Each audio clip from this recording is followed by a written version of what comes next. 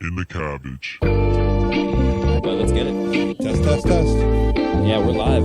Welcome to In the Cabbage. This is crazy. This is pretty bananas right now that we're actually doing this. I'm Tommy Sweat, Andrew Witt. Please subscribe, please listen, please download, like. And just a reminder, keep swinging.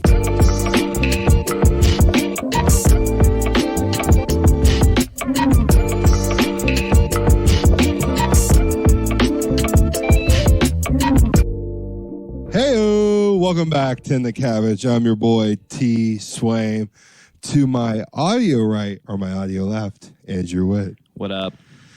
Well, because I'm saying that I'm not recording video for the first time because these like videos, it matters right now. Yeah, the videos just live on my phone, and I don't post them or do anything with them quite yet. One day, buddy. Maybe after the wedding here, getting things a little bit busier with. I don't know. I feel like you got a lot going on right now too. Oh, you got a lot going on. You're about to be a married man here on Sunday. Yeah. We are counting down. I'm counting down the days, dude, within the week. It's kind of crazy. It's crazy how things like that seem so far away, then they're here. And you're like, wow, that like flew by. I was just joking about this with Katie because she literally had a timer or like a little day counter on her phone from the day that I proposed. And that counter was like, it was like 500, or something like 472 or something. That seems like that. an infinite amount of time. Right. And then it was 100. We're like, oh, we're still 100 out. And then all of a sudden, boom. Yeah. We're in single digits, baby. The last 60 days fly by. I don't know why that is, because you're talking about the wedding the whole time for those 60 days. Yeah, you progressively, you think the closer you get, the less you talk about because everything's planned. No, it amps up even more.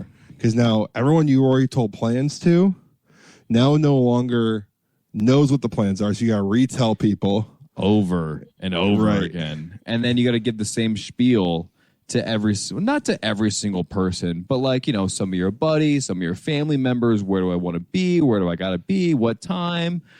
And it's like, oh my, la, la, la. And you try to set out like an itinerary, or Katie was all over that. And then there's questions about it. And it's just like it's just this never ending cycle. And the amount of planning we do as like a husband, I was so hands off, and I was exhausted. And I was so hands off. Everything's getting run by you though. Yeah. Everyone has to talk to me about everything. And like, hey, do you know what's going on with this or that? And I'm like, no, I don't. And my wife has told me 3 times already. And I don't want to ask her again because she is going to lose it. Because she's told me 3 or 4 times now. I'm like, hey, when's my mom walking down? And I did nothing. I did the DJ. I didn't do the DJ. I just kind of just showed up. I planned the honeymoon. That was about it. Had a kid, stick to what you're good at, stick to those fun things like that. Yeah, I'm just a fun. Not to say that wedding planning isn't fun. It's just a lot of work. Let's just not skimp on that. It's fun. It's going to be a fantastic weekend. I just can't wait for it to be here already.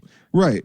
To experience it and then be in it. And also, it's just the anticipation, but also it's just like we've been talking about it, and then it's like, let's just do this thing.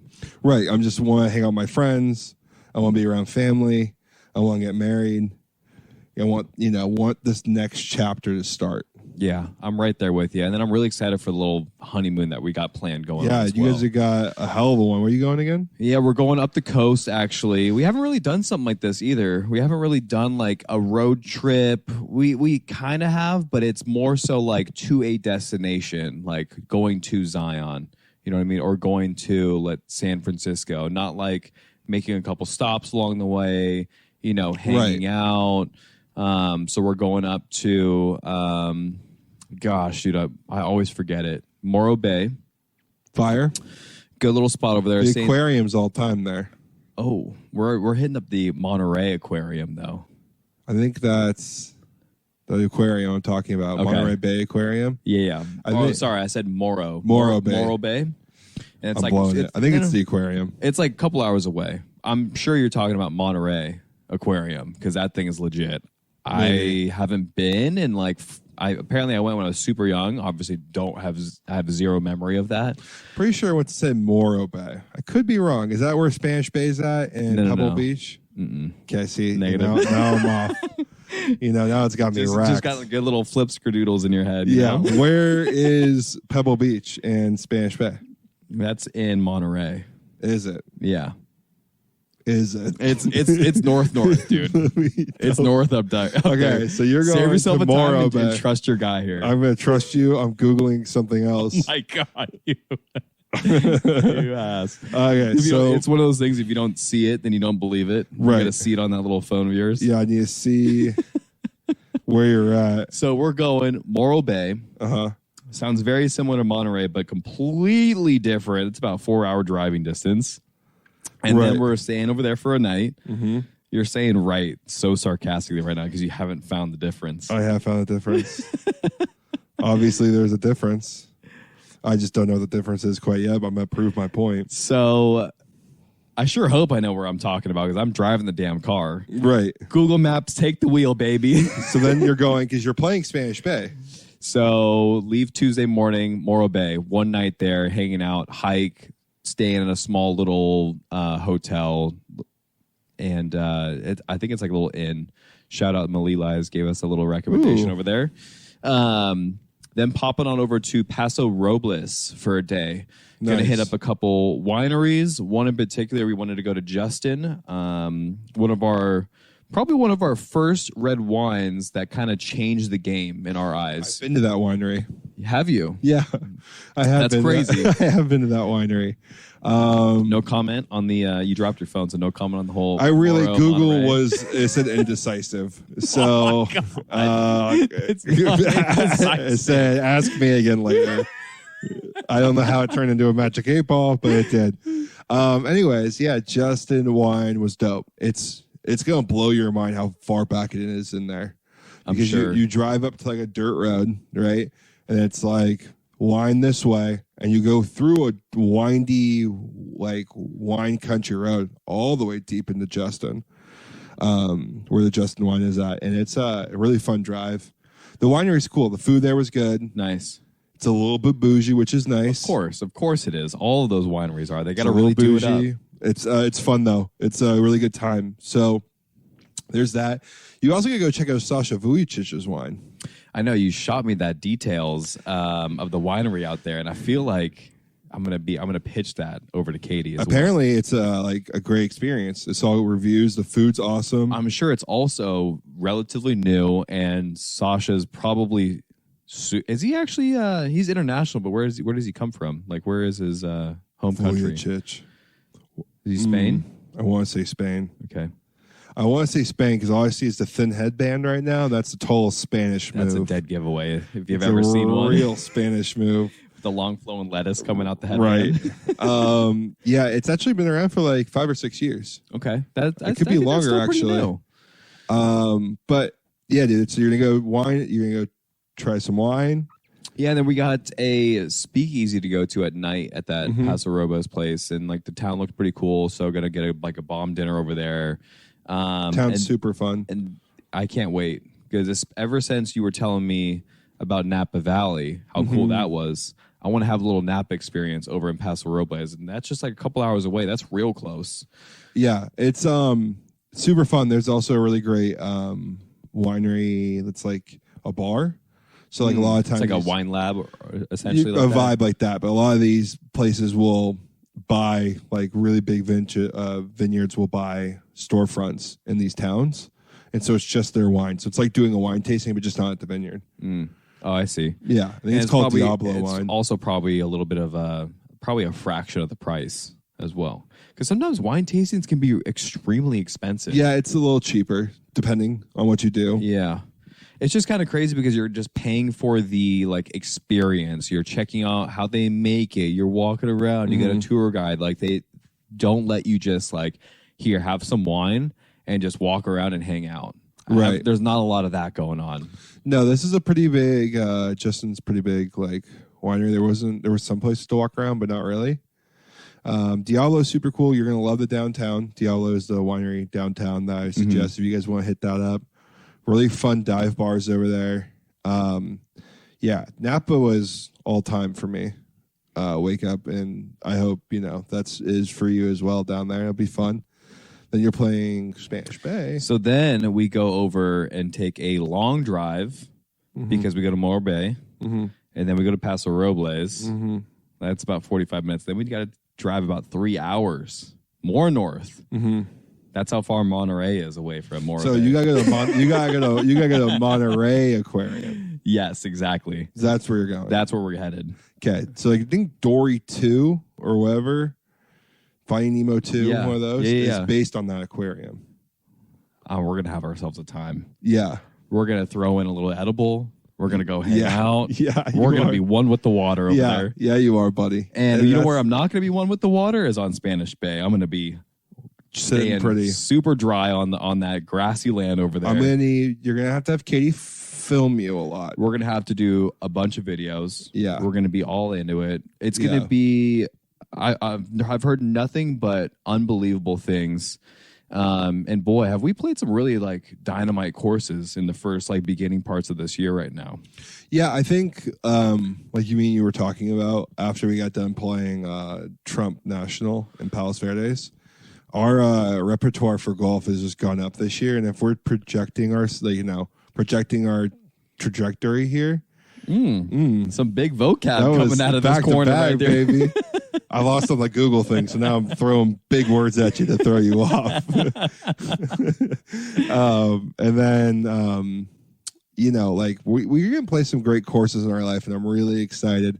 I started looking at junior memberships to country clubs. Yeah, I love that call by you. And they... Did you get your dreams crushed?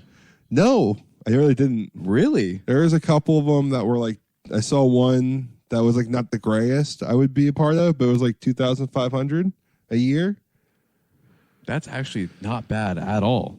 That's it? And then it was like... Wait, where's that at? It's in Placentia. Ooh. It's like up there. Oh, that's a little far. Yeah, but it was a It's a little far from home base, but that's still a manageable price. Right. And then it was... I don't know how the dues totally work. Is it yearly dues or monthly dues? I know it depends from course to course. I guess it's just like really depends on what you're signing up for, because sometimes they'll have an initiation fee and then you got to pay month to month. And then sometimes there's clubs that you need to initiation fee, pay month to month, and you need to like spend a certain amount of money at the club. Right. I don't know about like the very lower level, let's call them lower tier. Let's just say I think it was a month, and it was like $400 a month in dues. So you're paying whatever, See, I mean, that's not bad. It's just that's so tough. That's such a big chunk of money going to that, because what if I don't play 4 rounds of golf that month? That's kind of what you need to do. You need to play 4 rounds of golf a month on average. Yeah, it's a lot of golf.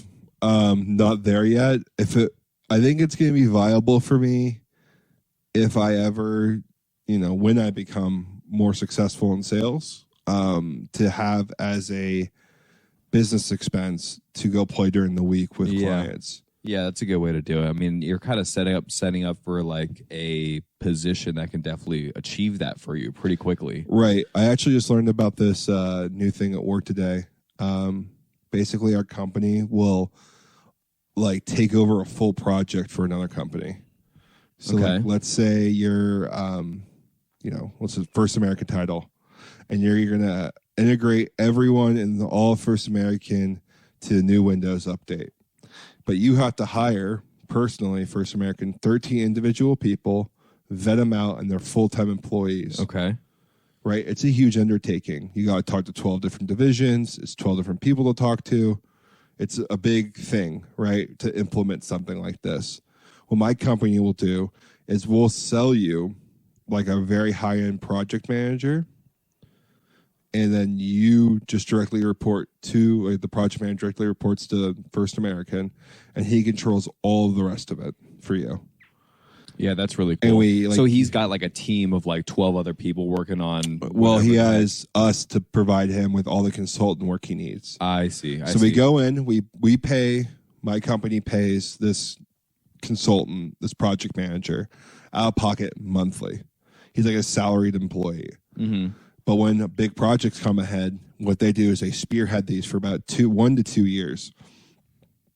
And every consultant they bring aboard, that's cash for the person who sells that type of service. Dude, how do you get your hands on something like that? That sounds legit. I guess just like so there was a sales agent at my company, and he was making, not the greatest, very bare minimum in sales. And with one of these project manager sales, he almost 10 times his grossly weekly income. Whoa. Yeah, because it was a 2-year project, and they brought on 6 consultants. Damn, dude, that's a lot. Because I know, like, where you have been, like, kind of, like, describing your job a little bit and, like, what you're doing, because you're in the beginning stages, blah, blah, blah. You're kind of still trying to figure out how it all works and, like, how much it is to be successful, and be, bringing in some cash during the week, and how many consultants you actually need to have on board. And you, like, say, like, 1 or 2 a year or something like that, right? Is it pretty solid? No, like, you gotta probably try to add, have like 2 going on constantly, right? 2 going on constantly. Okay, and then like 5 is like, that's great. I would say 2 is bare minimum, 5 is good, 10 is like you're making some serious cash, very livable wage in California. Yeah. See, that's solid, right? So yeah, if you sign one of those project managers case, you could have like 8 consultants right there. 2 years signed and locked. Damn. So that's got to be some sort. I mean, that's not like a cold call. That's not really like a cold call you're making, though, right? Like, it's probably like predetermined almost, right? So I sell consulting. If anyone forgot what that is, basically, I pitch to another company. Hey, we have people that you need. They're specialized. They're senior. You're not going to be able to hire it. And if you are, it's going to be a short contract and a waste of money. Use consulting. If you're in the IT world, it's very common. I didn't know it was this common, to be honest. Sorry, I forgot your question. No, like, how do you get those like big project managers? So I think a lot of times, you could get lucky. You're on the phone. Maybe you've talked to the guy 3 or 4 times. And he just kind of goes off reference, basically. And you go, you talk to the guy, and he's like, you know what? We actually have this, as the huge update called S4 HANA, which is a thing in tech. And I need someone to help me implement it. I need like 10 guys, and I kind of pitch like, you have any projects coming up, any pain points, anything you're worried about not closing in time. Sure. Major overhauls. Right. Like system updates. Have you ever thought about offloading one of those projects to help you hit your deadlines? Because we guarantee our deadlines, and there'd be one point of contact, and you don't have to hire 10 or 12 new bodies. There you go. We hire them, and let's just say you don't like Bob, the technician. We can get rid of Bob in an instant and fill the gap in immediately. Because you're pulling from a large group of people, consultants, Correct. Senior consultants that are highly skilled in what they do. Right. So if they're not getting it done, not vibing with it, then it's like, okay, no problem. Boom, boom, little flip-flop in and out of there. And it's one point of contact. We report weekly budgets to you, weekly calls. He's basically your employee, but you pay us to do a project. Yeah. See, I think that's really smart, because nobody is ever going to have the workforce to get done with a major overhaul with anything that they're doing in their companies. And especially if it's a large business, you're not going to carry all of these specialized people on staff with you at all for times. The rest of your, for the foreseeable future. There's just going to be no need. Once everything's running, then you're good. But if you want to change something and do a major overhaul, then you're going to need some more manpower, and you need it fast, because you're not going to only be down for too long. You want to go through those updates quickly. Right, and it's also a pain in the ass. All the red tape and legal you have to go through and training you have to go through with a new hire is a huge, huge undertaking. Remember, like, how long it takes for like First American to hire somebody? Yeah, it's like a full month, dude. It's like background checks. Like, you got to go start date, computer, tech, office space, paying for you, calling your references. It's like a month You got to before get you your even, profile set up. You got to go through and nothing works when you receive and then it. you got to do all the HR training when you get in there too. Yeah. And you're like, oh my God, this is ridiculous. Yeah. So it's a way of saving time and money. And I found it like super interesting. I've never even seen it before. It's very applicable, I think. Yeah, I think it's great. And that was fun today. I don't know how we got on that tangent. That's crazy. Yeah, we were talking about golf courses, and then that just popped up. I don't know. Oh, junior memberships. Yeah, we went right down the rabbit hole there.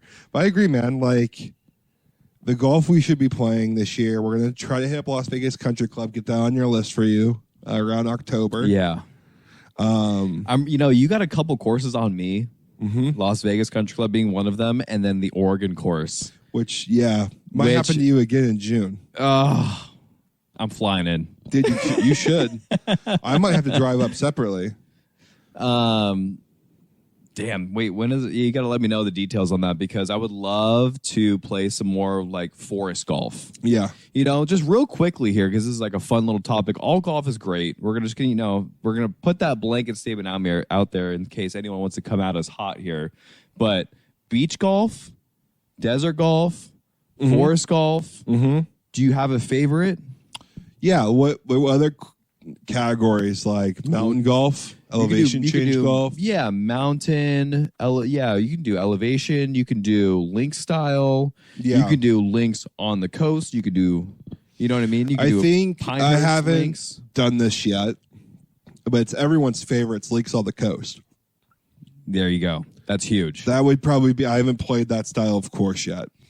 And that's why Bandon Dunes is quickly on the golf trip. And there's multiple of them, and but it's funny enough, in that Bandon Dunes area, people say their favorite sleeper course is trails, and that's wood golf. Yeah, they say don't sleep on trails. You're playing in the forest the whole time. It's forest or trails. It's one of the two with all the tree lined golf course. Mm-hmm. I thought it was super special, just the way.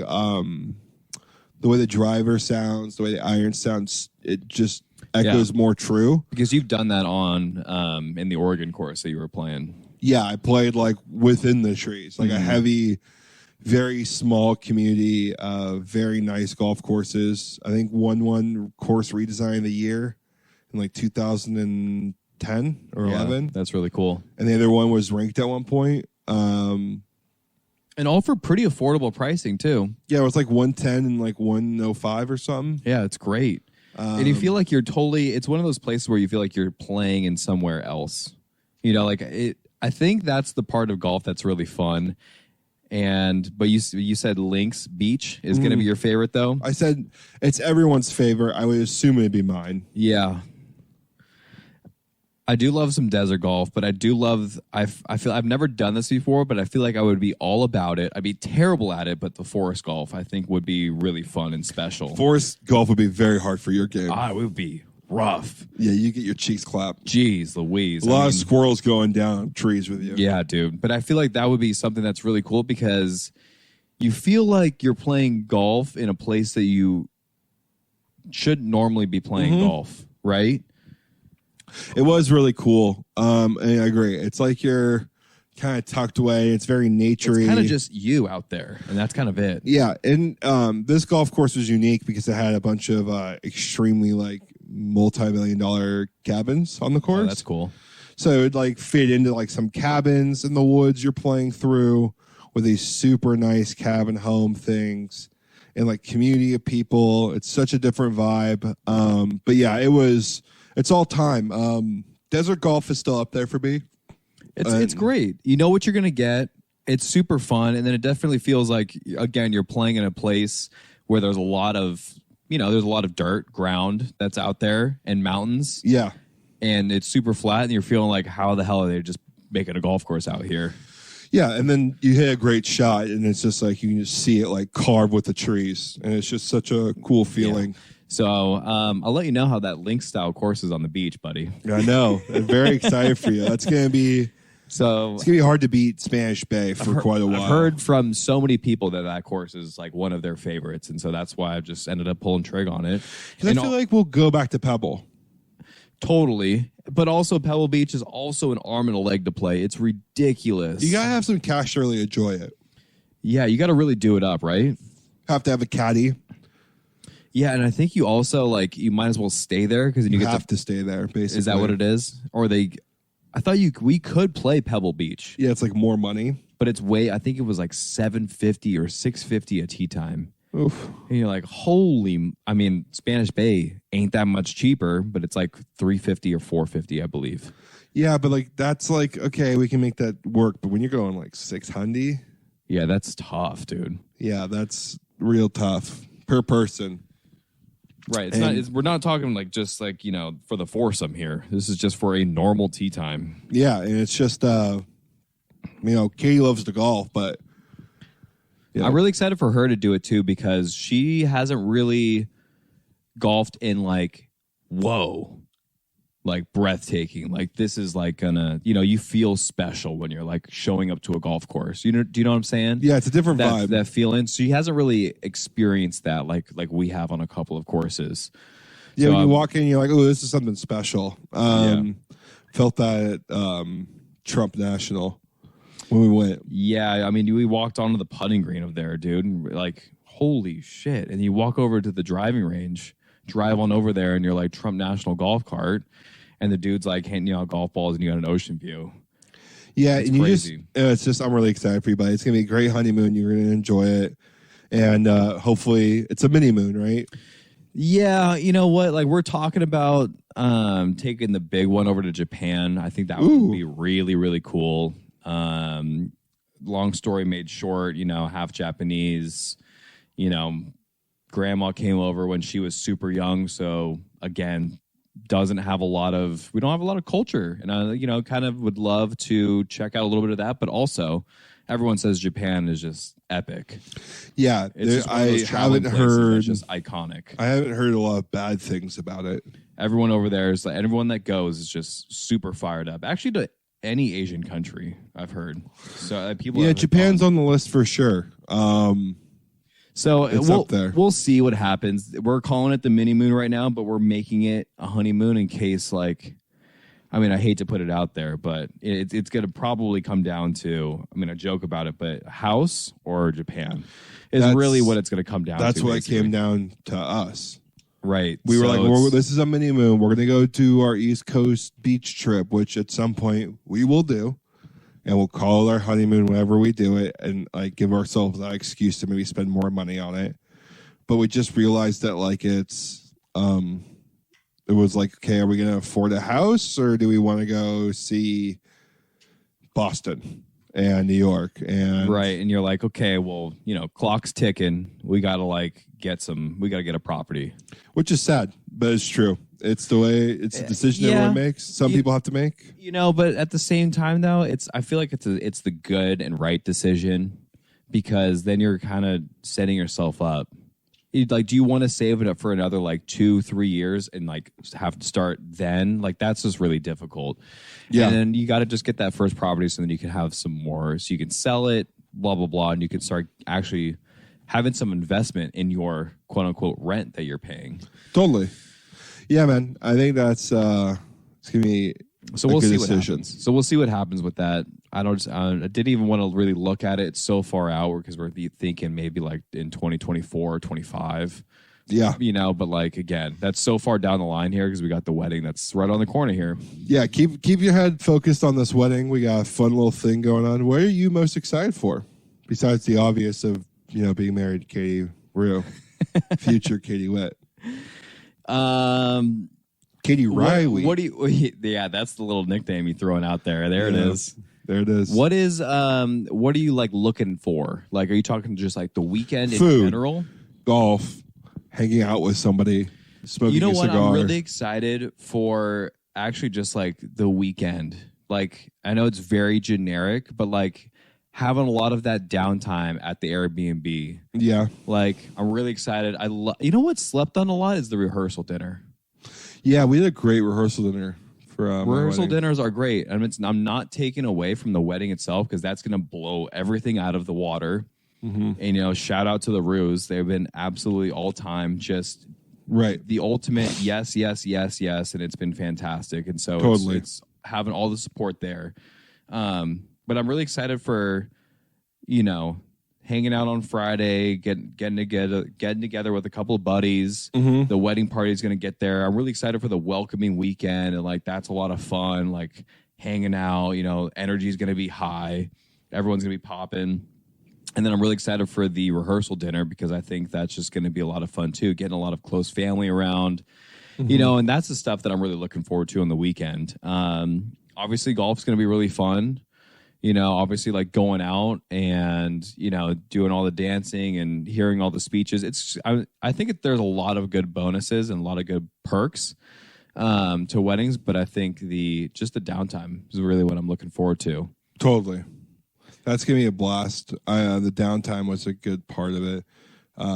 Yeah, it was really fun when we had your Airbnb in Long Beach, and that was all time because we lived in Long Beach for 5 years. And shout out the LBC. I mean, that city is you know, it's top tier. I think it's a really slept on city. I feel like, and it's just like a really, I don't know, it just always brings back the fun vibes whenever we go. Anytime I drive there. past it, I always take a deep breath, and I'm like, oh. We drove through it to go to Trump National, and we were just beaming about how great of a city it was. You just get us. flooded with all those memories, you know? And then, like, you know, there's a lot of fun, really down to earth people, I feel like, in Long Beach as well. Yeah, it's a big city with, like, little city vibes. Like, I used to say the same people in the grocery store I used to work at. Mm-hmm. Everyone went to the same pizza place pretty much. Everyone knew everyone. It was great. We lived in some awesome areas, too. Well, towards the end of it, we did. But, hey, you know. Hey. No little stabs at Loma there. Loma was great. I mean, Loma's summer was undefeated when we were living there and just no AC, living the dream, doors wide open. Paying $280 for rent. We covered that in a prior episode, but boy, cannot forget about that rent. And then, you know, it's just funny because when you drive through things like that, I wonder, you know, Madison, we used to go to school in SLO, and we were in SLO, and it brings back like I don't know, brings back these feelings of emotions. It makes everything like everything was simple, and it could always be that simple. For me, at least. Like, it's a time where I drove through Long Beach, and I'm like, wow, it was just Yeah, but when you think back on it, though, because this is the weird part, too, is because you weren't feeling like that. Like, yeah, it was simple, but in your head at that moment, you weren't feeling like you were in a right headspace. No. You were like not in the right position for your career, or school sucked, or you can go down the list for whatever time it is in your life, but you always look back and like, that was a great time. That was also a great time. Oh, you remember high school days? Just going to school from like 7 to 2. Calling it a day, like, and then playing some basketball like 4 or 5 times a week. Mm-hmm. That doesn't sound too bad. No, it doesn't sound too bad at all right now. But like, I don't get that way about high school. It's just college in those times. Yeah, not like, I miss the partying. I miss the drinking. I miss when I would like rage and do all that stuff. Like I don't miss that. I miss like everyone just being in the house with the boys, like, yeah, that's special. You know, whatever. All the 6 or 7 guys or 8 guys, whoever the fuck was living there. Even if it was the apartment, though, that was a lot of fun too. Video games, hanging out, TV shows. You kind of always have something to do. Go grab some food. Might be on. Yeah, and then you get super into that, and you're like having some beers and hanging out. Like that's the fun stuff. Or then, you know, Super Smash Brothers tournament. Or you got beach spikers that were playing, you know, like that's always really fun. So that's the fun thing to kind of look back on. Maybe like look at each other, you're like, let's all get like McDonald's, and you all just fucking you huddle up as a group and you run into a McDonald's. I just it brings back a sense of like, I don't know, yearn for it every once in a while. And when I drive through, I kind of get re-energized, and I think, you know, when we went to SLO, Madison, you know, we did her favorite hike when she was in college. We hit up some of her favorite college bars that, you know, she always wanted to go to. She tried to once. She forgot she wasn't 21 out there. But, you know, just kind of It's walk that like through a nostalgic place. factor, and then you kind of feel that energy. I don't get but it's so weird. I don't really get that way with like a lot of things. Like I don't drive past my old neighborhood and go like, boy, that was a time. Right.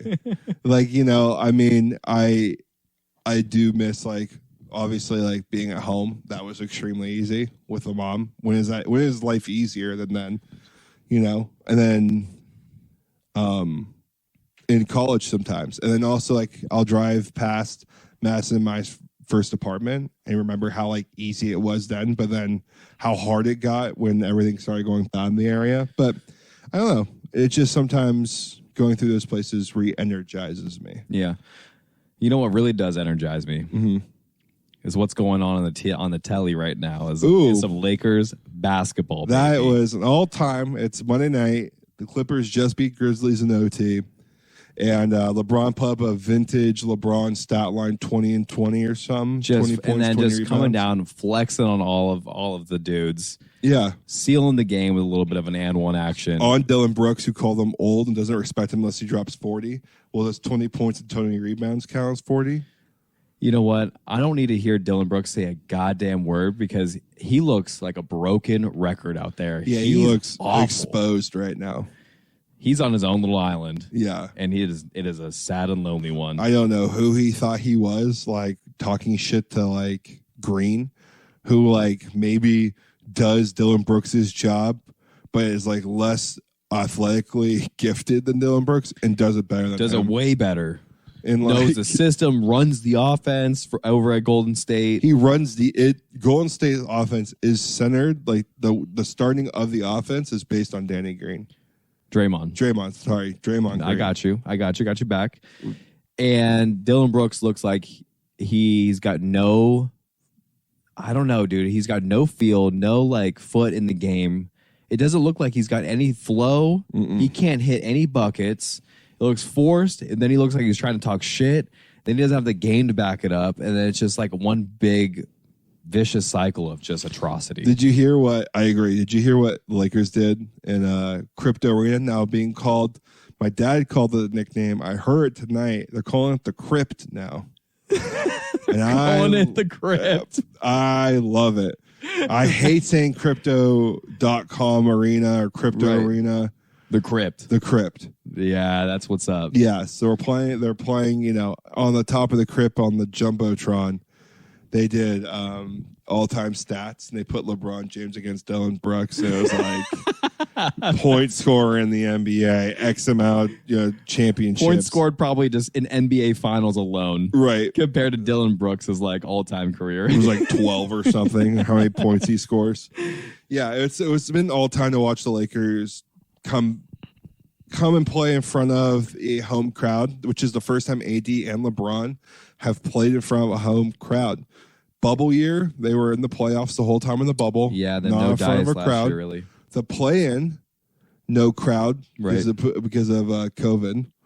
This is the first year that the Lakers have been. And it is electric in there. It's awesome. Boy, is it great to see the Crypt popping off. Yeah, the good old Crypt, just really boiling over. It's been awesome. It's been fun for Mass and I to watch these games together and kind of have her dive in a bit more and get super into it. And, it's been fun to watch just happening again. I think AD's getting unjustifiable hate, though. Yeah, I think so, too. I mean, the dude is... The offense is not running through him right now, and that is, that's okay if it's working right now because our guards are playing so well, and we can run it through LeBron and then dabble in some AD for pick and roll. Mm-hmm. But he's grabbing boards, blocking shots, and he's getting you your 18, 20 points pretty consistently.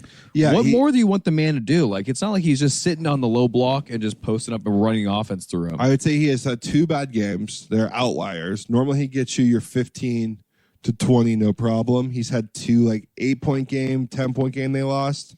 Yeah, but he's bringing it defensively and physically. Though, I agree, right now. And they are playing him extremely physical, and they're doubling him every time they touch the ball. And they got Jared Jacks on the team. Yeah, and he won Defensive Player of the Year. And they also don't want him to get in foul trouble right now because Steven Adams is out. You know, so like they don't really have another big man, so they're gonna kind of just bully him with all the guards, double team, and then just kind of try to remove him instead of just Jaren Jackson is just in a one-on-one game with him. Right, and then they have the defensive player of the year to help on anything like any double teams.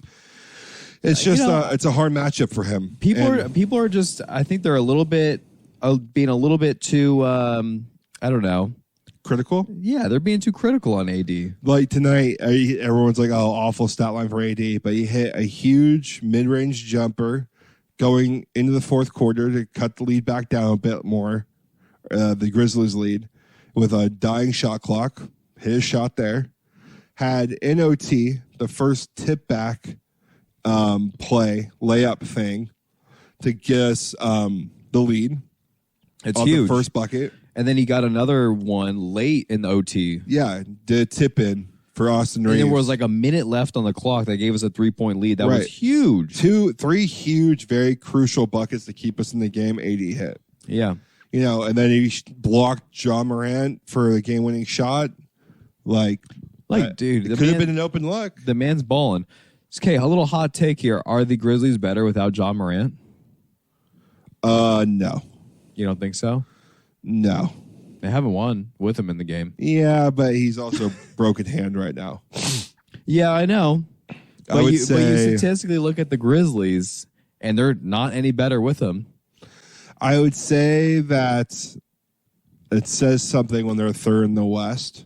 I think what they're missing is Steven Adams. That's fair. I think what they're really, truly missing on their team is the heart and soul of the team, which is Steven Adams. I love me some Steven Adams, dude. What happens is because now Steven Adams can guard AD, right? Yeah. Then you have Jared Jack guarding LeBron or whatever 4, and he's now completely in help side defense. That eliminates almost all of your paint points. That's you're really true. not driving to the paint. And Steven Adams is also really good at setting screens, which John Morant needs. Yeah. And he's really good at pick and rolls, and he's really good at cleaning up. So I don't think it's really John Morant. I think it's more Steven Adams. There we go. So you kind of agree. I mean, I don't. In a sense that Steven Adams is he's more, not really more important, but there's a couple of guards on the Grizzlies that are solid. I'd say if you take away LeBron off of AD, AD's not the same player. Yeah, true. But you need him on the court because so they both can thrive a little bit. But yeah, if you lose, no one. If you were going to say in the beginning of the season you're going to lose Steven Adams or John Morant, who do you want to lose? You're going to say Steven Adams. Yeah. And I feel like... I guess so. Yeah, I personally don't like John Morant, nor do I like his game. He's thrilling to watch. Right. Boys, can he fly around the court? But he's just not my cup of tea, and I feel like he can shoot okay. I want to take it back, dude. I'm going to say I'm going to lose John Morant because we got on the Grizzlies. I want Steven Adams out there with Jaren Jackson. Yeah, and then... Because you still have Desmond Bain, yeah, and you still got this is out of my territory here. Desmond Bain, you got to help me out. Yeah, but there's a backup point guard that's really good. Yeah, I know you're talking about. There's a fat wide guy too, and he's a baller. Riddy or something like that. Yeah, he's been 22 years old. He's got cornrows. Yeah, he's been guarding. Yeah, also, the solid. Grizzly first team all ugly team in the NBA. Those boys got no swag. They're a bunch of ugly dudes out there. Yeah, man. It's a fun take to talk about. I think if you're the Grizzlies, you have to have John Morant, and it's just a bummer Steven Adams got hurt. Yeah, because you know that he's going to have the explosive 30 points, and he can grab 10 boards and 10 assists. John Morant can real easily. Easy, and then you have Steven Adams, 15, 20 points, 10 boards. Do the Lakers close it out in Grizzlies? At the Grizzlies place? It's going to be tough. It's going to be a really tough Wednesday to close out because, the refs really sucked tonight on both sides of the ball. Missed a lot of calls, a lot of challenges. The game was super slow. So I bet you the Grizzlies are going to heavily influence the refereeing. So be looking out for that. And the Grizzlies do not want to go home. especially after the season that they had. No, a little bit of a rocky season, but still, you need to push them. If you're going to lose, you need to put up a very, very heavy fight. It cannot be a blowout. You need to push them to the fourth quarter. You might need to have to make a shot to beat you because you want to be like, wow, we had to fight that hard to win our home stadium to keep us in. And then you go back to Lakers. They're going to be tired. They're going to be worn out, and hopefully we take advantage there. But I'm going to be optimistic and say Lakers take it on Wednesday. Okay. Yeah, I like it. I'm there with you. I just don't know if the Lakers are going to be able to pull it out. I want to say they will, but I'm going to say Lakers in 6. I think it's a great call. Win it back at home. Yeah, that'd be cool. I'd be hyped about that. I agree with you, though. We can't go over there and just kind of roll over and then just wait to play at home again. No, because they're going to keep the ball rolling. Well, we lost in OT. We shouldn't have lost that game. That's their mindset. Oh, we crushed them in Grizzlies. Mm-hmm. We should crush them again. Right. We should just keep this momentum. And you don't want John Morant for his hand to start feeling better or him faking like it's feeling better. But yeah, speaking of dominance and, of the NBA, like LeBron James put up, there was somebody I was thinking about this weekend and him having some issues now as an older man is Tiger Woods. Obviously, the PGA Tour is much better today than it ever has been. Do you think if you take prime Tiger Woods with today's clubs and ball, do you think Tiger Woods would dominate the same way he did back then as in current date? Yeah, PGA I think Tour? This is a really great question because you know me. I'm very, very adamant about no one ever going to get more than. I mean, I'm gonna be hard pressed to say that people are gonna get 50 PGA Tour wins at some point. That's what I say. It's gonna be very difficult. It's gonna be tough, really tough. What does Rory have right now? I have not like 22, 22 maybe. Yeah, and it looks like he might not ever win one again right now. The way he's he playing. might end up at 35, right. But he was balling out winning tournaments when he was like 19 years old. Yeah, and so you look at Jordan Spieth again. You fact check it, but I think he's got 12 or something like that. Yeah. I mean, and then slow down tremendously. Right. And so, like, to take all of that dominance for, like, 25 years, I just don't think it's going to happen again. But we're getting besides the point because now we're going to put Tiger in, today's golf world. Today, does he have the ability to, like, have access to the like swing like training aids and like all the force plates and all of that stuff? He is the prime Tiger Woods age, Tiger mentality.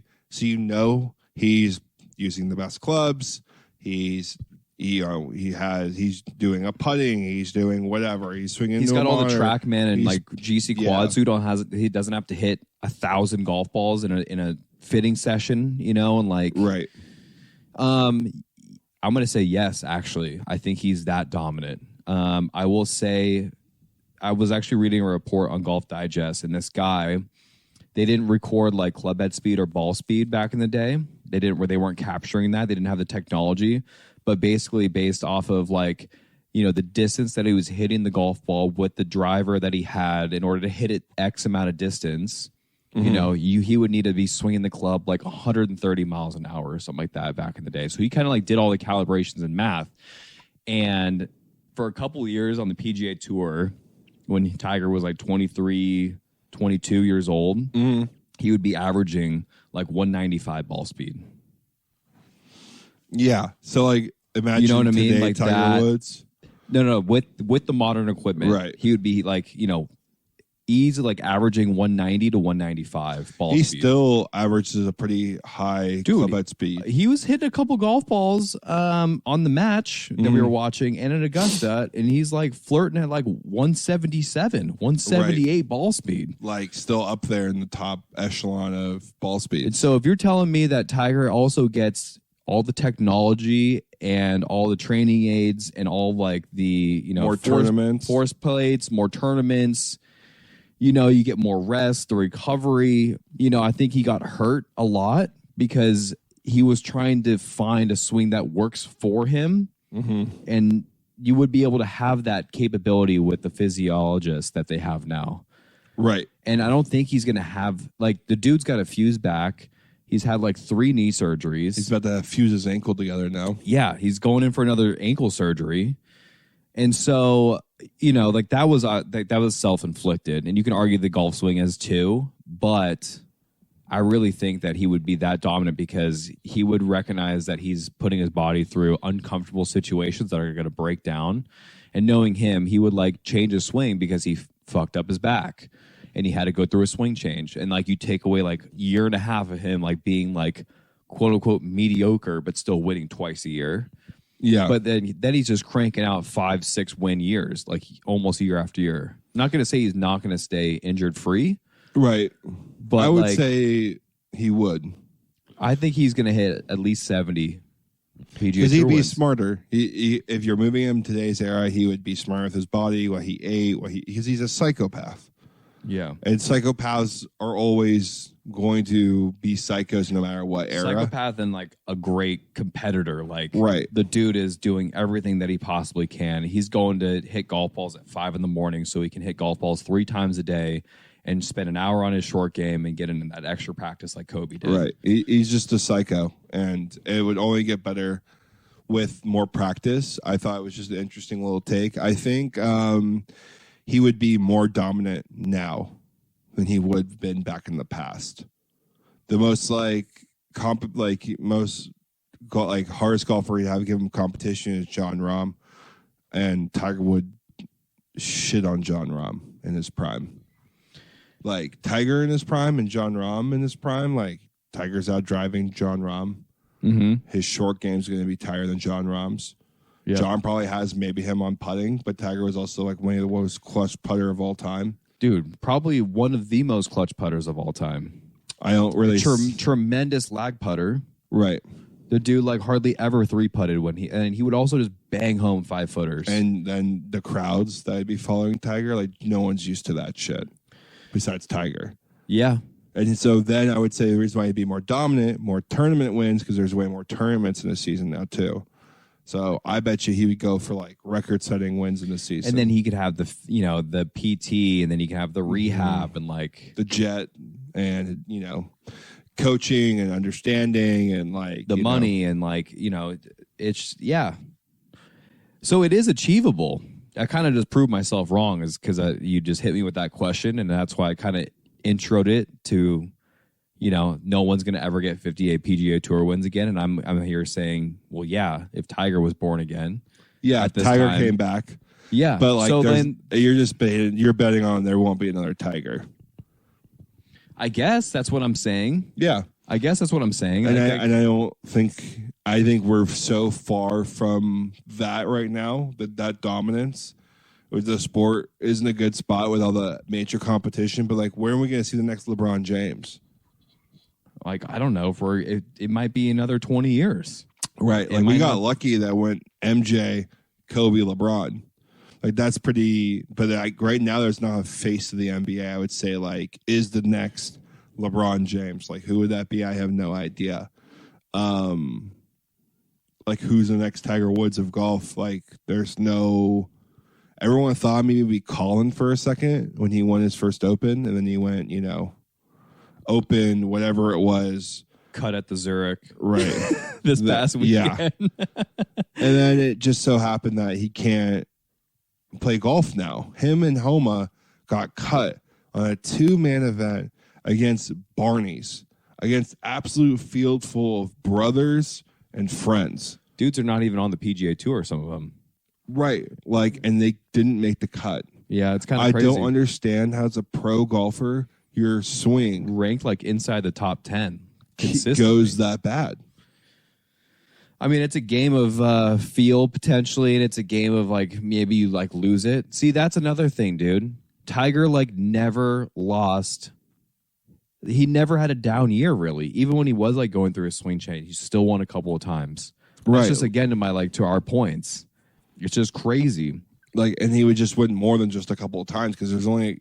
How many tournaments were there back then? Like 8 or 6? No. There's way more. I mean, there was like 25, 30. When he was like 1989, 98? Yeah, How many tournaments were there? I mean, that's a good question, actually.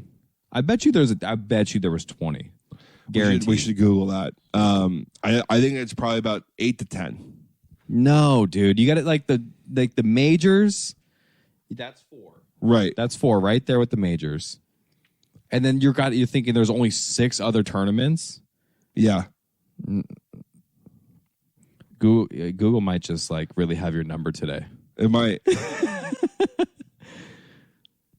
So again, while you look that up, again, that's something that's just crazy because I don't understand how Tiger was able to keep up that streak of dominance where he made, dude, I'm going to butcher it again, but he had like 312 consecutive cuts made. That's unreal. 300 and something consecutive cuts. I'm probably butchering that, but it was like for 5 or 6 years, dude, he didn't get cut. Really? Yeah. And then this other stat, I think I showed you a video of it. It was leading up to the Masters week, and they were doing a strokes gain coverage. I'm wrong again, by the way. And what'd you say? I'm wrong again. How many? 47. Yeah, dude. I mean, they got a ton. I was way off. I thought I heard it like a recent documentary saying like there was only like 12 tournaments in a year when he was playing, but I must have been maybe like the bigger ones. You know, like those are 40 and like, you know, maybe the purse isn't really worth it. He's not really going to those like bigger middle tier events. I appreciate you trying to help me out there.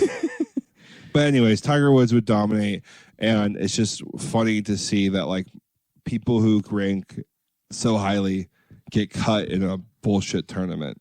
Yeah, and it was also his number 1 world ranking. Like how many weeks he's had that? Like 200 and something like weeks. More than like the second most person of all time. Yeah, it's pretty insane. Speaking on that, we watched the Zurich, which, you know, I didn't do too hot at. 2 guys didn't even make the cut for me. I got 1 team at 14th, making me at 39th overall. You had a decent week, buddy. Yeah, I did all right. You know, Cantley Shoffley 4th. You know, Brendan Todd Kazire 26. Luke Donald and Eduardo Molinari 23rd. Beautiful picks. You know, just nice and solid.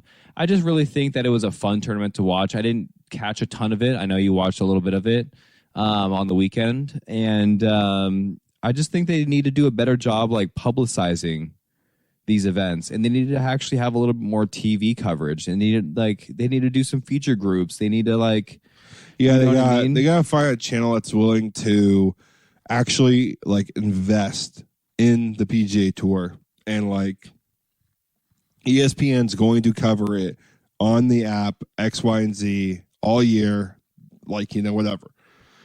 It's not going anywhere. Less commercials. That's the next big change. But, you know, we're not going to do this for quite a while, I don't think. This little thing takes a little quick break until probably like... I think it's like May. I was just looking at that, and it was the Wells Fargo Championship, and that's not this coming weekend. It's the following. Okay. So we're skipping a week, and then that's going to be May 4th here coming up. Cool. Gonna be a little difficult here. We're gonna find a time to record, but we'll try to make it happen. Yeah. We're gonna figure it out. You got honeymoon coming up. We're gonna be hungover on Monday, so it's gonna be tough. We'll try our best to make it work, but this might be one episode we skip. Speaking of, you know, being hungover, what are the 3 worst, buddy? 3 worst things about a wedding? You want me to go first here? Yeah, you go ahead and lead us off here. Actually, do we want to do do's and don'ts here real quick?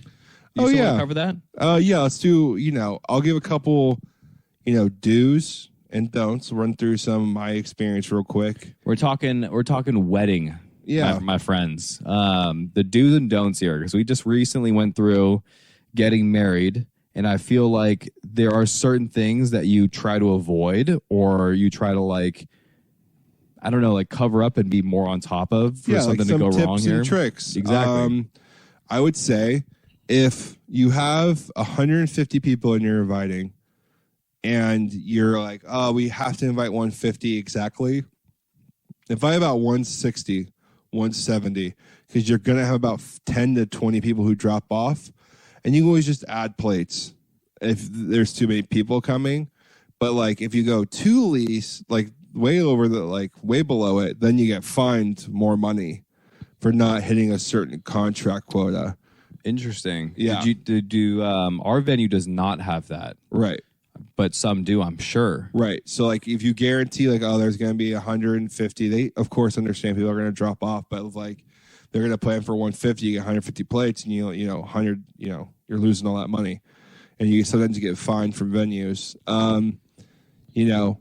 Do vet out your photographer and videographer and try to talk to them what you want. I want just a old school like camera in the corner and just talk to them, but some of them don't, do that. So definitely make sure you're heavily involved in those two things that are important. And my last little tip here, I think I gave out already, which would be make some time after you walk down the aisle with your significant partner, about 10 to 15 minutes or however long you think is good, of alone time back in a honeymoon suite or something on the property where the bride gets ready or whatever. Just have someone bring up some cocktails to you, like just knock on the door and leave them outside the door. Or if they want to open the door and grab them and you just say like, hi and see ya, like that's cool. It was fun to do that because get a little time. It's your last little 10 minutes of alone time. Yeah.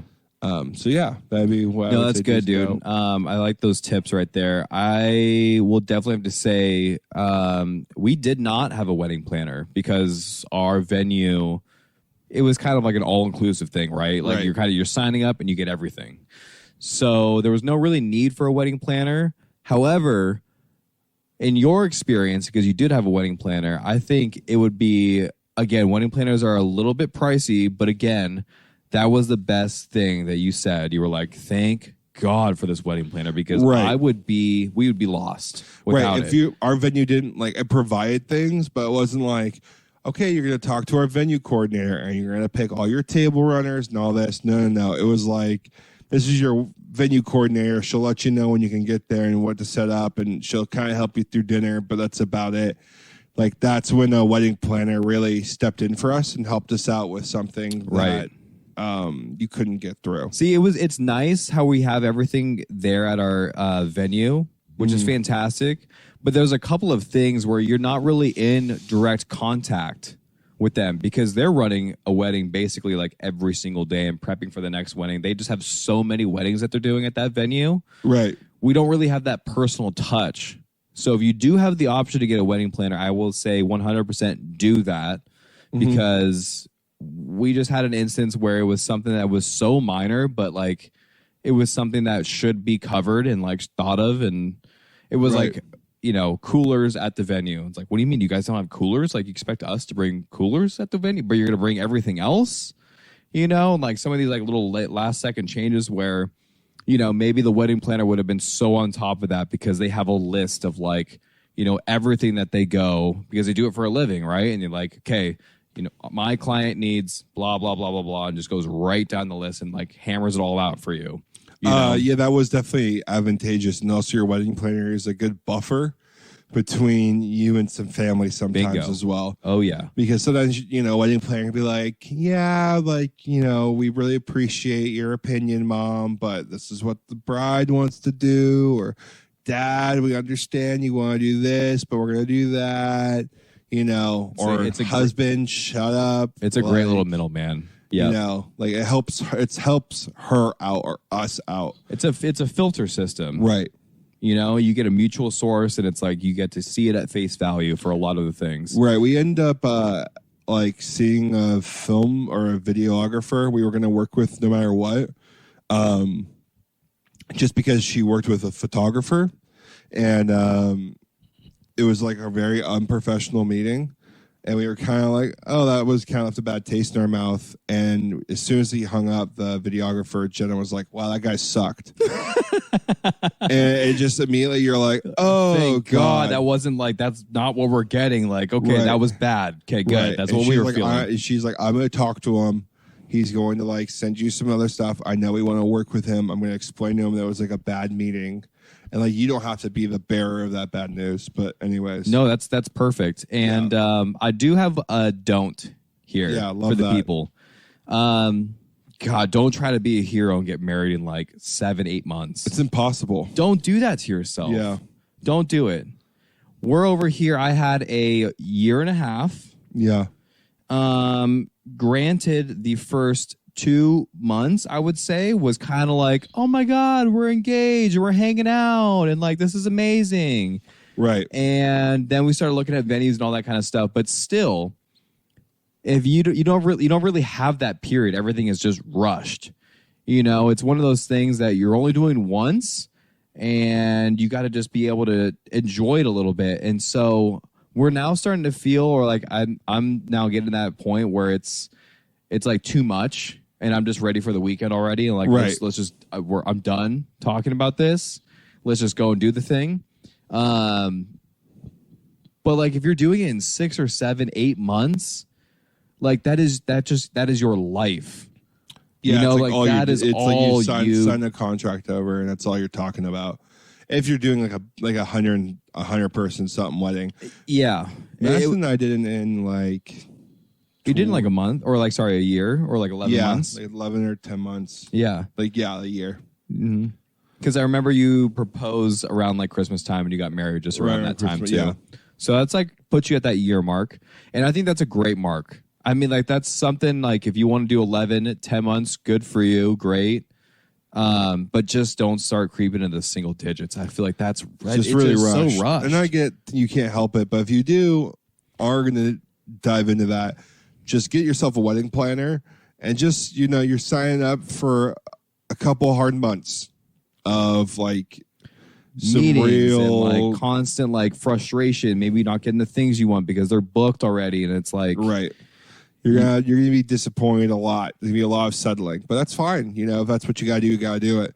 Yeah, but, totally. I think this brings us great into some 3 worst weddings. Yeah. Items or 3, whatever about a wedding you might not enjoy, whether that's the fruit punch bowl or the chairs or whatever you got. Go ahead, buddy, and lead us off here. Oh, man. You did throw a little bit of a curveball because I wasn't looking at the smaller, minute details here. Yeah.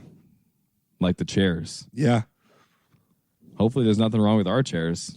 We'll find out. We will find out. I'll give you a rating. I will say, want me to bang out my 3 right now? Yeah. Okay. Coming in at number 3, and this is something that, I mean, it's very, very opinionated, and it's kind of a weak 3.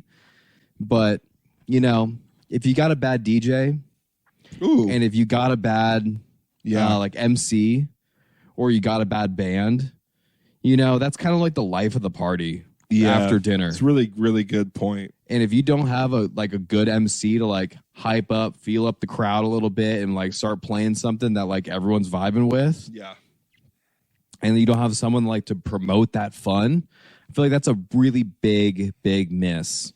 It is a huge miss. Not like a big miss, but like you're gonna be missing that like oomph factor. Well, yeah, if you have a shitty DJ, everyone's like, yeah, it was a good wedding, but like, yeah, he's kind of dead. Yeah, right. So that's my number 3.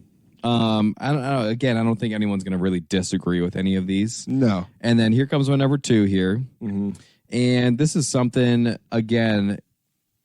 This is under the impression here that we're at an open bar. But when the open bar is slammed, I mean like slammed, like we can't get a drink. Right. Like slammed. Like we can't just get like a couple grab and goes, even if I'm going there for a beer, like a super long line at the bar and only having like one bar open. Yeah. With like one guy working at it. That's tough. That is tough. It's like, okay, so I better just be getting 2 drinks and doubles and like and then maybe like get back in line again. Essentially. You gotta get there early and get it often at a wedding. If you're gonna be waiting like 30 minutes for a drink, it's a long wait. I know, totally. Like again, you can't do anything about cocktail hour. Everyone's getting a cocktail at cocktail hour. But like past that, if you can't walk over there and you're still waiting like 20 minutes for a drink, like you're missing a lot of the wedding. I can't wait to just be drunk at your wedding and not have to worry about anything. Right? Yeah, it's going to be great. So that's my number 2. And then number 1 here. This has happened to me, and Only one time, but boy, was it brutal. Brutal. And it's a long ceremony. Yeah. In the sun. And hot. Oh, yeah. Hot. You have a great list, buddy. That is my number one. Yeah. And if that's not a unanimous number one, I don't know what you're doing with y'all's list. Because that is, dude, I'm not talking like I could do a 10, 15 minute ceremony. I could do that no problem. 20, 25, 30 in the sun and you're just cooking. Rough. You got 4 layers on. You know, like that's brutal. Yeah, that's really brutal. I mean, you're sweating before the damn thing even starts and you're having a drink in your hand. And you gotta like have the cool down period. You're like, yo, I'm done. I'm ready to go home. I'm hot. I'm over it. But yeah, that's my number one right there. That's great. The one way. And I'm like saying a goddamn prayer because I'm looking at the weather right now and over out in Temecula and we're looking at 80 degrees, buddy. That's great. It could have easily been 94. No problem. 97. No problem. You know? Easy 97, 94. Right. And so 80 is like a really, real nice sweet spot for us because after the ceremony, it's being a little toasty in the ceremony. Right. Guarantee you that ours is only like going to be no more than 15. So it's not going to be a long one. Right. Probably more towards the 10 to 12 minute range. That's a nice ceremony. Like ran through that thing. I don't remember I blacked out during the ceremony. I blacked out. Katie asked me the other like the other night, and she was like, "Were you holding Tommy's and Madison's rings?" I was like, "Yeah, I was holding Tommy's." She's like, "And Madison's." I'm like, "Nah, dude, I don't remember." I think you were, and I was. Yeah. We came to the conclusion I was. I'm like, "Wow, dude." I'm like, my Katie. Like, it's not for like me not being present. I was just a nervous wreck up there. Why was everyone so nervous? I was just trembling. Like, I had both rings in my hand. Yeah, I'm like, dude. just don't F this up. You got one job. Yeah, dude. Everyone, because Madison's, like, they all felt nervous. Madison and I were super nervous. I don't know what it was. Like, it's not that nerve-wracking. It shouldn't be. Like, but why is it, you know? Yeah, a little 82. Very nice. Well, list, buddy, you got things on there that I didn't think of, which is great from you. So it'll be a little different. Just like always. Honorable mention's going to be a bad DJ. I think you're right on that. I had to throw it in there because it was such a great point. My number 3 is something I personally I get bugged by is bad food. Yeah. I understand I almost snuck that in there as my 3. I understand like all wedding food's not great. But like when you got nothing there I can eat, like the appetizer sucked, the entree sucked, like everything sucks. Like I'm about to run this Postmates. What's the current location? Right, because I'm drinking, so I need something. You know, I'm not gonna have a problem eating, but it's just, you know, it'd be nice if the food was good. I will have to say, and I don't want to like boast it out there because, you know, we still got to do the damn thing, but our tasting was really solid. Our apps are really good. Pretty good sized portions. So I'm really hoping that they are able to execute. I mean, dude, I can't imagine. They wouldn't be able. Cannot imagine banging out 150 entrees. But it's cool because you know they do it a lot. Yeah. No, for sure. It's not their first rodeo. For sure. It's just kind of crazy. You know, I just can't imagine banging out that much food. But anyways, I will have to high hopes on the menu and food for us. I have a feeling you guys are going to do great on that. Number 2, something where it's now an issue where back in the day it wasn't, but wedding venues now shut down super early. I feel like our parents' weddings were like, oh, we were like partying till like 1 or 2. Like that's not people. These things are ending like 10, 11 o'clock at night. Yeah, dude, ours ends at 10. Yeah, and you're like, what do you mean you end at 10? And you're like, yeah, 10 o'clock. And you're like, okay, and you can't start till 4. So what? You know what I mean? It's crazy. Is super long speeches. If you have somebody going in 10-minute, 12-minute, 15-minute speeches, and they're rambling, everyone's and they're getting jarred. Let's get the ball going. Right. Here. This isn't about you. I get like 5 minutes. There's some like 8 minutes. That's fine. But when you get past that like 8-minute mark, you're like, woo, this person is taking up some time. Yeah. And it bugs me. Because then also normally when you talk for that long, the speeches are never that great. Yeah, I feel like a good speech is very has like, obviously touches on everything, but it's fairly direct with like your message. Right. And the girls always bring out like PowerPoint slides and like they go ham. Like, why they always go so ham? Every guy goes up after a girl. And you're like, well, I'm not topping that, dude. So here we go. You're a great guy. Yada yada yada. That's a good number 2, buddy. Yeah, number 2. Number 1. Actually, number 2. Shout out Austin Walker. Did one of the most embarrassing things I've ever seen at a wedding, which gave a drunk toast, like congratulations, and did like a little mini speech, and it was just beyond hammered. And it was so embarrassing. I had to walk up to him and be like, hey, Bubba, no more talking into the mic. Like, I had to go up and like, hey, like it was, I know what you were trying to do there is very sweet. And Austin only means the best. But like, wow, it was just off. For the people that know Austin Walker, I mean, nothing but love for that guy. Yeah, but dude. yeah, I would have paid money for that. One of my speech. oldest friends, and I remember watching it, and I was like, please, he made eye contact with me, like, please don't say my name or like associate with me in this moment. Dude, I was going I went to a wedding. And it was one of those, I think I was telling, you've heard this story before. Yeah. But for the people that haven't heard this story, it was one of those speeches that you see on like in comedy movies. Yeah. Like it was not even real.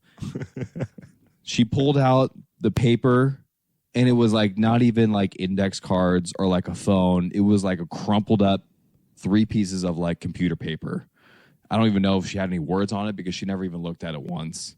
And just winged the damn thing and was making some inside jokes as well. Oh, God. Like some iffy comments, not making any sense. And then also like because she got a little bit nervous as well out there, was also making inside jokes to like a single table in the back. And I'm like, okay, that's not a speech. No, you just went and threw a line. That was your lifeline. That was not a good lifeline to go to. Number 12 in the bag knows what I'm talking about. That was it. It was like half a table. Oh, I'm like, God. oh boy. And they're like the wonky table. They're like the people that don't even really. It was the woohoo girls. Woohoo! Yeah. Oh man. I hope that's not me. When I give your speech up there, I just get so nervous and clam up, and I just go, you know what? I'm just. You're not going to go. Here's the thing, though. You're not going off the rails. You're not someone that's going to do off the rails. Like, there's no chance you're going to deviate from the cards. I mean, I'm going to try and memorize it. And you're gonna also like throw your little like Tommy Flair in there. Yeah, hey, how are we talking about? Yeah. Some jokes. All right, number 1, worst thing at a wedding. If I'm coming to your wedding and I have to be sober through it, no booze at a wedding. Yikes. I'm talking, I wrote originally no free booze because I feel like at a wedding you have to have some free booze. Beer and wine is acceptable. Open bar, ideal. Open bar for an hourly thing, like between the hours of blank and blank, it's open bar. That's great too. But if I have to pay for every single drink when I get there. Oh, I see. I thought you were saying you just had to be sober for the Or wedding. there's no booze. Like, no booze is just as bad as me buying a drink because I'm not paying $100 at that bar. Yeah, you're getting 2 drinks from me. Catch me with a flask. Right. Like if that's the case, I'm drinking from a flask. That's my top 3, buddy. Yeah, that's a great pick. I didn't even think about that because I mean I was like, oh, open bar, but like, yeah, if you have to pay for every single drink, yikes. Every single drink. Yeah, that's tough. Like you get there and they're like, can I have a beer? And they're like, yeah, $6. And you're like, we're already starting, aren't we? About to throw hands. Yeah, I'm like, a beer, at least you can go like 5 or 6 of those real quick.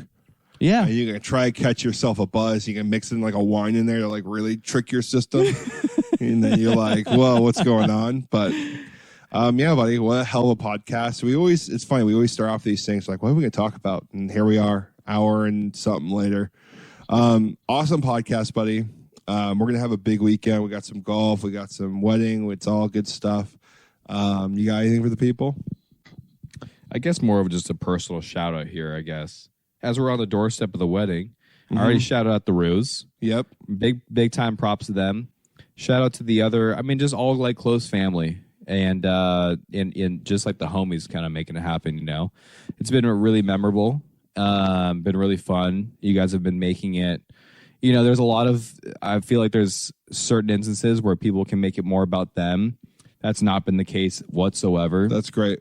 You know, and so it's not necessarily to say that it has to all be about me and Katie, but like everyone's been very supportive.